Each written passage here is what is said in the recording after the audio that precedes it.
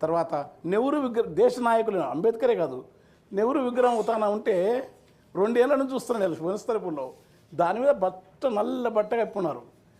కానీ నెహ్రూ ఎందుకు ఒక నేతనెత్తిన గాంధీ పనికిహార పథకం, అది నేషనల్ విషయమైనా ఒక మహాత్ముని యొక్క పేరు ఈ దేశానికి ప్రపంచమే నెల్సన్ మండేలా, ఒక మార్టిన్ లూథర్ కింగ్, ఒక అంగసాన్ సూకీ, అనేక దేశాల్లో ఒక గాంధీ యొక్క వాదన, గాంధీ విధానాలు ప్రపంచానికి ఉంటే ఆ పనికిహార పథక ఉపాధి పథకానికి అనే పేరు తీసేస్తే ఇక్కడున్న చట్టసభలున్న మేధావులు కానీ మండలాలు కానీ ఏమనకుండా ఉండటం దౌర్భాగ్యం ఈ దేశంలో జరిగితే అది తప్పుడు, చాలా అన్యాయం. ఎందుకంటే గాంధీ ఏ మతం, గాంధీ అత్యున్నతం ఈ దేశ గాంధీ యొక్క ప్రపంచ తాత్వికుడు. అది మన మేధావులు ఖచ్చితంగా ఇదంతా సాంస్కృతిక వికాసంలో భాగంగా కనుక రచనలో కానీ సాహిత్యంలో కానీ ఈ రాజ్యాంగ విలువలు అవుతున్నావో ఆ ప్రామాణికమైన దాన్ని పెంచటందుకోసం వెంటనే సాహిత్య అకాడమీ ఏర్పాటు చేయాలి, అవార్డులు ఇవ్వాలి వాళ్ళకు.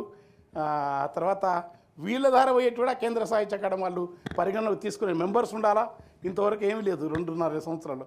కనుక దాన్ని ఆలోచించాలని కోరుకుంటూ ఆ కళాకారులకు జీతాలు నెల జీతం వేస్తే ఏమవుతుంది, ఎన్ని ఖర్చులు పెడుతున్నాం, ఎంత హంగామా చేస్తున్నాం, ఎన్ని మనం టీచర్ షిట్లో ఉత్సవాలు చేసినారు, ఆ డబ్బులు పెడుతున్నారు, ఏ డబ్బులు పెడుతున్నారు. వాళ్ళకి ఇచ్చే 500 మందికి 26,000 30,000 ఇస్తారు. దాన్ని ఆపి పిల్లలు, ఎందుకంటే దేవరించాల్సిన పరిస్థితుల్లో తెలంగాణ నిజంగా నీళ్లు ఉన్నాయి, అన్ని డెవలప్ అవుతుంది, బాగానే ఉంది. కానీ అస్తవ్యస్త విధానాలు దేని పట్ల దేనికి కేంద్రీకృతం జరగాలనో ఇవేవి లేకపోయినా పిల్లలు ఇబ్బంది పడి నాకు చెప్తుంటే చెప్పలేక ఈ అవకాశాన్ని తీసుకొని మీ ముందు నేను చెప్పినా.